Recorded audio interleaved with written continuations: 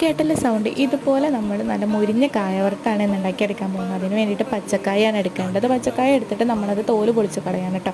കറ ഉള്ളതുകൊണ്ട് തന്നെ നിങ്ങൾക്ക് വേണമെങ്കിൽ കയ്യിൽ വെളിച്ചെണ്ണ തേക്കാം. ഞാൻ വെളിച്ചെണ്ണ തേക്കാതാണ് അത് തോല് പൊളിച്ച് കളഞ്ഞത്. എന്നിട്ട് നല്ല വൃത്തിയിൽ കഴുകിയതിന് ശേഷം ഇതുപോലെ വട്ടത്തിൽ നമ്മൾ അരിഞ്ഞെടുക്കുകയാണെന്നെങ്കിൽ കത്തി ഉപയോഗിച്ചിട്ടോ അല്ലെങ്കിൽ കട്ടർ യൂസ് ചെയ്തിട്ടോ നമുക്കിതുപോലെ അരിഞ്ഞെടുക്കാം. കട്ടി കുറച്ചിട്ട് വേണം നമ്മൾ അരിയേണ്ടത് കേട്ടോ. നമുക്ക് ഏതാണോ എളുപ്പം അങ്ങനെ അരിഞ്ഞെടുക്കാം.